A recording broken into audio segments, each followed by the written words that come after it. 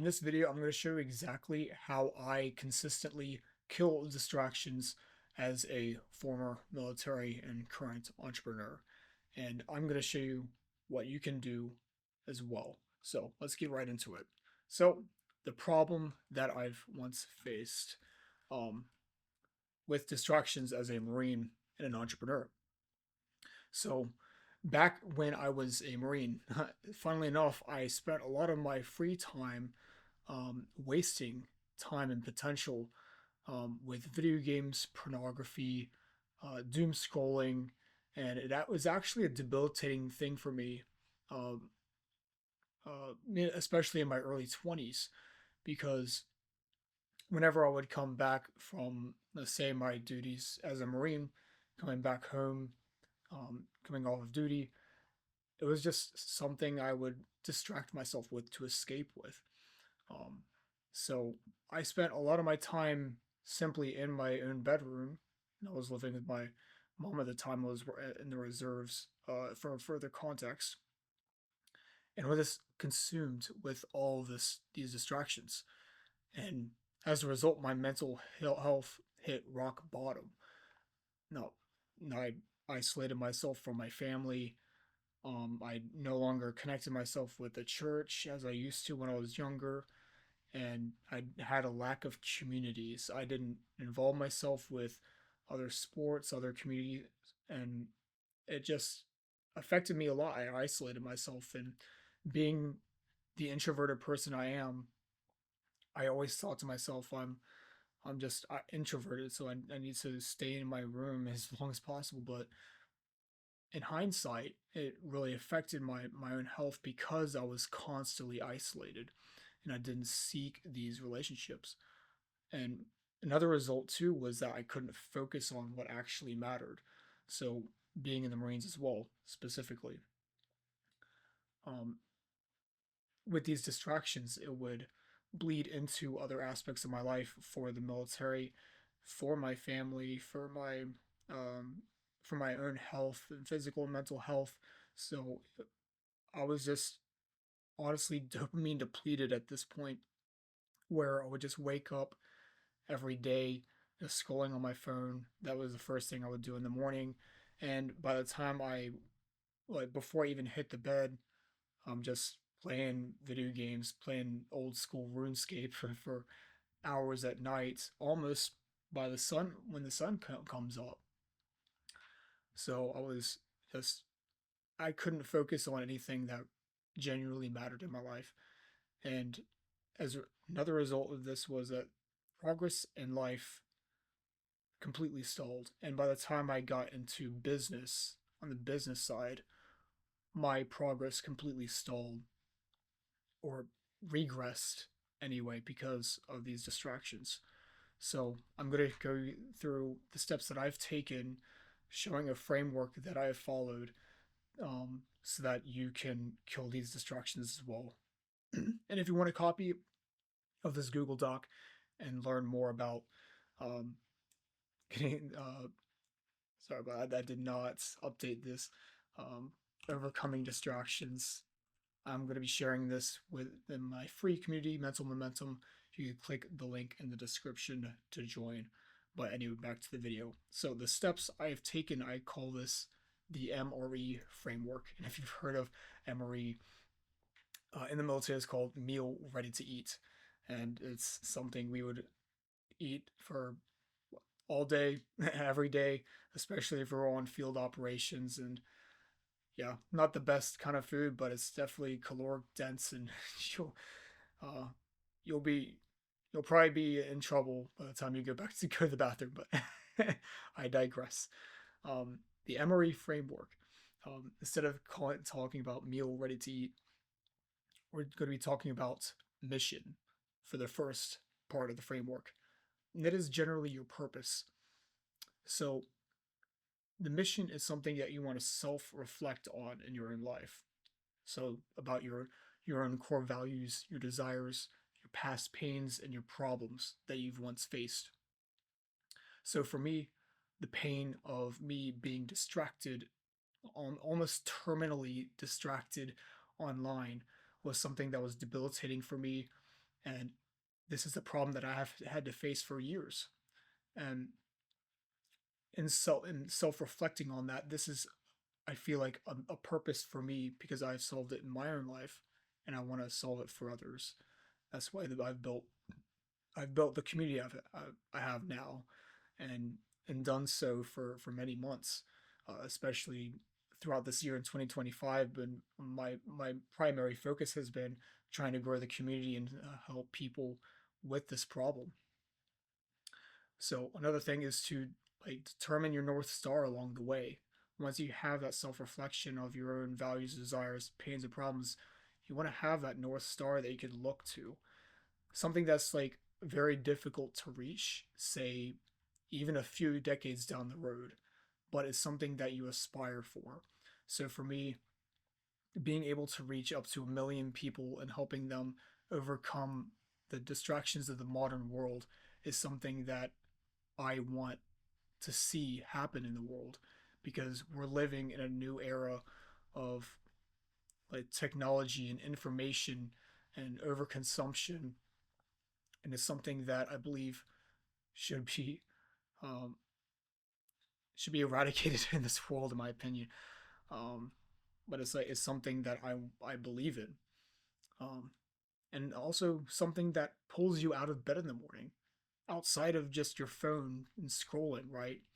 If you have a purpose, if you have a mission, that's that's going to be something that's going to easily pull you out of bed in the morning because you're excited to tackle on the work and do the tasks necessary, because you have something, you have a purpose you want to fulfill and see in the world.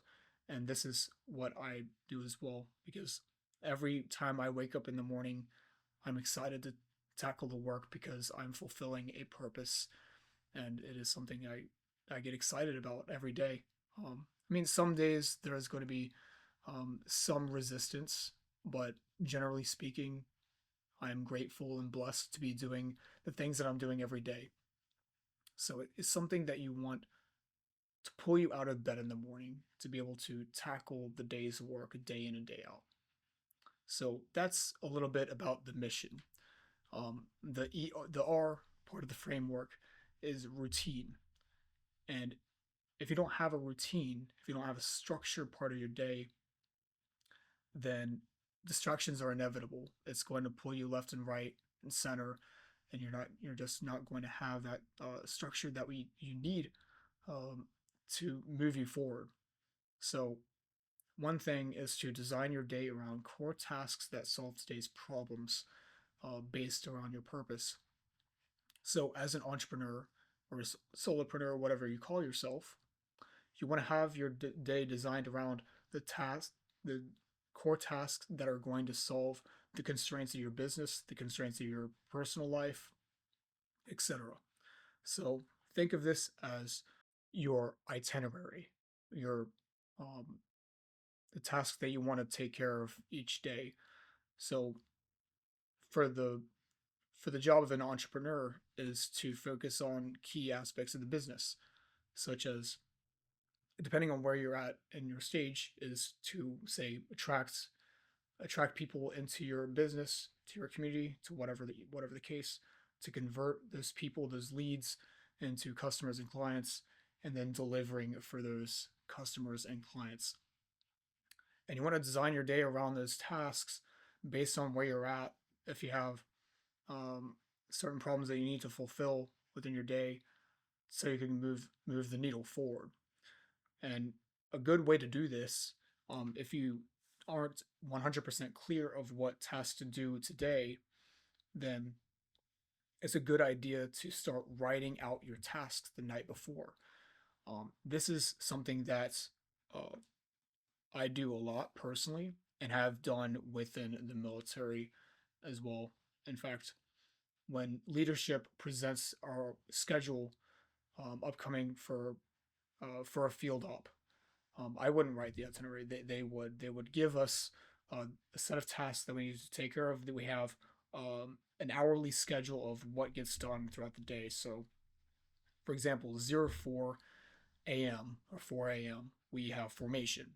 So we'd all wake up. We'd get to we get to base and we form up in the desired or in the designated location. So we have formation, we get accountability. So that's like from 04 to 0430 or 05, depending on how long it takes. And then the next one might be weapons draw. You go to the armor and then you pull out your weapons in your serialized gear. Um, for us, like we had to be accountable for our serialized gear. They basically valued it more than our own lives because of how seriously take that in the military. Um, Being accountable for gear. Um, and then say from 06 to 07, maybe for my case, since I was a motor transport operator in the Marine Corps, I would do vehicle maintenance, uh, sort of like vehicle checks to make sure the vehicles are ready to go and for the field op. Make sure they're operationally ready. Um, Make sure they're fueled up. Like make sure nothing's broken, and then say from 08 to 09, staging the vehicles, making sure every like by an order of um, who goes first within the convoy. We make sure um, the vehicles are staged properly based on the convoy order. So think of what tasks you need to take care of the night before so that you don't have to make those decisions the next day in real time. So if you're trying to make those decisions on the spot, then it's going to be a lot harder to actually focus on what really matters. So it's a lot easier to take that time to think of the things you need to do the night before, in my opinion. And the way I'd like to do it is have a journal and literally have a tick box next to the tasks that you want to do. So for me, I actually have this right now today, 6 to 8 a.m. I like to do my run, take care of my physical fitness, hygiene, and do like reading and journaling. So 8 to 10 a.m. Um, I would finalize the outline for this YouTube video specifically. 11 a.m. to 12 p.m. engaging with the community from my community and other communities as well. And I'm a part of this school platform. If you haven't checked that out before, and then another 1 p.m. further engagement. I have like a break in between an hour between for lunch typically, and by 2 p.m. Right now I'm recording this YouTube video, so that's going to be part of it.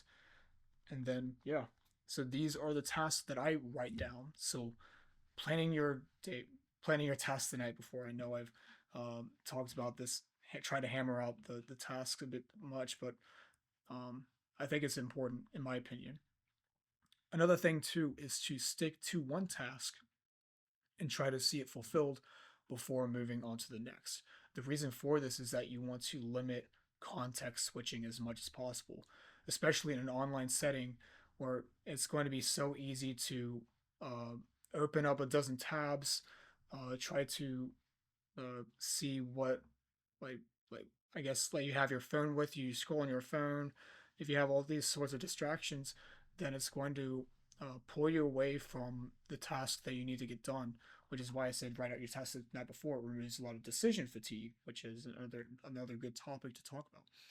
But sticking to one task before moving on to the next is vitally important because it's going to build that focus, build your resilience from distraction so that you could limit that context switching that a lot of people uh, suffer from. They might not realize how bad it could actually feel until you go through that period where you're trying to build that focus and you realize your potential to actually have proper focus. Excuse me. And another thing too, on top of that, is to also create space for intentional rest and recovery. So even when we have these tasks that we have done, um, trying to go from one task to the next can sometimes feel cognitively draining. So one thing I like to do is take, say, a 10-15 minute break, go for a walk. Um, I haven't really taken many naps as of recent, but a lot of people say it's a good idea to take those power naps in between tasks, so that you can feel ready and alert for the task ahead. So I think creating that space for rest and recovery is very important, especially in between tasks. If you could squeeze 10, 15 minutes, go for a walk, take a break from the screens so that you can go back to the tasks um, more alert and more focused, then that is something I highly suggest. And it's something that has helped me a lot as well. Well, that's done for the routine. We're going to the last part of the framework, the E for environment. So I like to share this story about environment, which is something that's um, really made an impact in my life in ways I didn't even realize. So back years ago when I was first starting to get into the Marines, I was simply a poolee at the time, going into recruit training. So um, so we call this the delayed entry program, being a poolee, and then when you get out of the delayed entry program into recruit training, um, that's when you start your training and whatnot. Um, but the thing I didn't realize at the time was that my environment was so much of a big difference that it changed so much of my own behaviors almost right off the gate. Um, so, for example, I struggled with pornography, admittedly, um, and I won't go into too much detail. I'm sure a lot of you might understand what that feels like. But in changing my environment to this extreme case of being yelled at by drill instructors, being surrounded by a bunch of other stinky recruits, being in a training ground, a foundation for discipline and training, I was able to basically eradicate my own addiction to pornography in that setting because my environment was so extremely changed at that moment. And I didn't realize how powerful an environment was until years down the road. So, and this is like backed by neuroscience, and you could look up all the studies about like how changing your environment can change your behavior. But it's a powerful thing to understand how environment can affect your own behavior. So, and doing like with that out of the way, we'll probably go through one of the teachings with the environment as well. So, your mind defaults to the path of least resistance. And the reason why I say that with environment is that if you surround yourself with a bunch of things that are distracting you, such as your phone, such as the other tabs on the screen, the video games that you try to sneak behind your work tabs, etc., then your mind is going to default to that path of like wanting to seek more dopamine and something that is going to be instantly gratifying. That's going to be that path of least resistance. And we've we've been built this way, right? Especially when like within our ancestors, that like the reason why we're alive today is because we have that path of least resistance to fight to survive. And in today's setting, it doesn't always serve us in our own favor. So one thing to combat this is to start adding friction to distraction. So I consider this removing the triggers. So, for example, if you have your phone with you in the bedroom, that is going to be a physical trigger to um, just pull up the phone and just continue scrolling. So, one thing you could do with this is like use blocking apps like Opal, Freedom. You could just simply excuse me, need to have some water after this. um, Using those apps like Opal and Freedom, I use it all the time for my phone, even removing the phone away from the environment in itself. so that you're not distracted to scroll because it's not physically there to staring at you. Um, Even having it in your pocket can be a trigger in itself, because if you associate like your phone in your pocket to scrolling, then it's going to be um, that's going to be your path of least resistance to just pull your phone and mindlessly scroll. So one thing is to just add friction to distraction.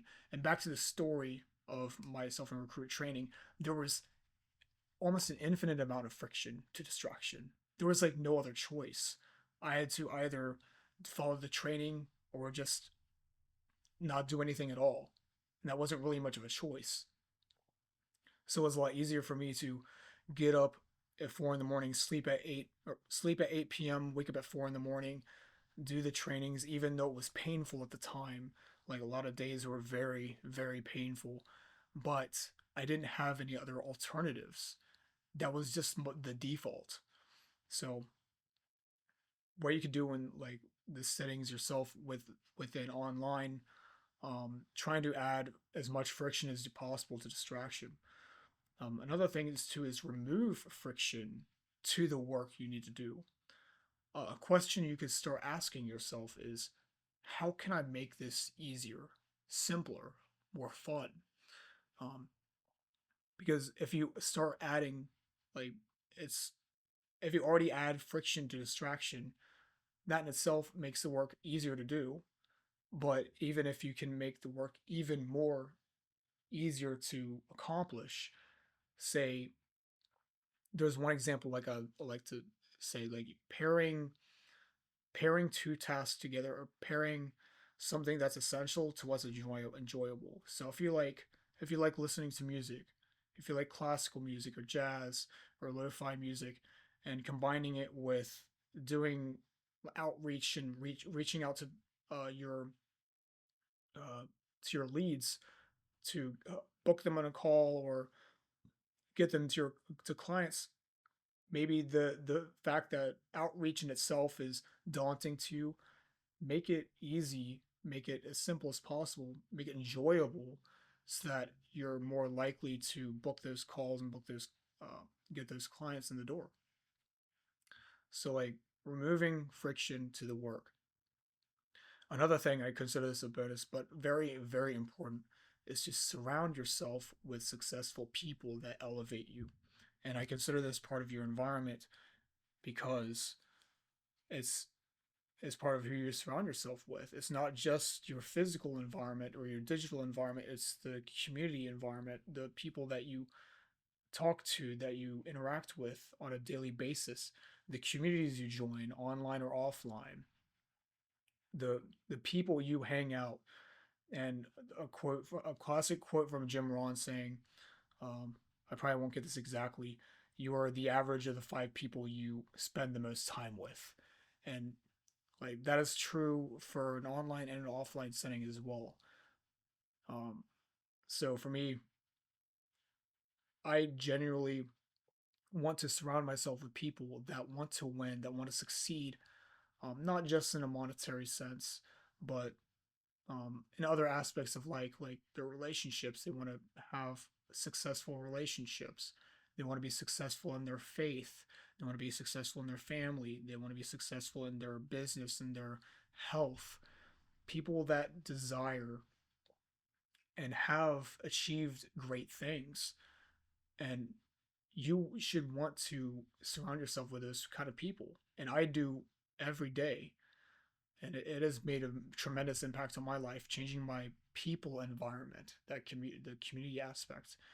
And it's such an underrated thing, because if you surround yourself with pessimistic, negative people, they're going to act like crabs in a bucket. They're just going to pull you down. They're like, the moment they discover that you want to do something for yourself and try to make a name out of yourself and do these great things, they're going to want to pull you down and bring them to their level or lower. And that's not where you want to be. You want to surround yourself with the kind of people that are going to elevate you. And that's so important. So, after you've taken these steps, what are the outcomes that you can have as a result after the killing those distractions? Well, for me personally, I've been able to reduce my own screen time consistently down to about 1.5 hours a day. I no longer have that desire to scroll on social media, limiting my need for social media as a coping tool, as an escape tool. That includes video games as well, it includes pornography. Also, been able to regain my focus and my discipline and clarity in the work I need to do because I have that mission, I have that purpose, something that pulls me out of bed in the morning. I have that routine set in place so that I can reliably get things done without a lot of decision fatigue, and I surround myself in an environment that makes success almost inevitable. And I've other helped other people reclaim hours of the day online as well.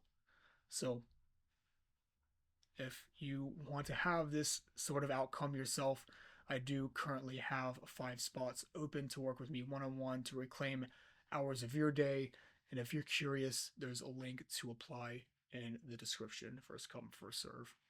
But in conclusion, the lessons learned throughout this: without a clear purpose or clear mission, distractions are always going to win.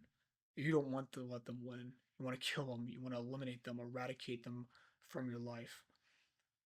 Discipline comes from the reliable routines, not willpower alone. I guess I haven't touched too much about willpower, but if you have a routine, if you have a ritual almost to set yourself up for success, for focus, you don't have to rely on willpower because that's a finite resource. And that's also important. And another thing too, environment is the fastest and the easiest way, in my experience, to change behavior. Add friction to distraction, remove friction to the work, and ask yourself, how can I make this task easier? And surround yourself with those successful people. But anyway, that is a wrap for this video. I hope you enjoyed it and got some value out of this. I will see you in the next video. Have a good one.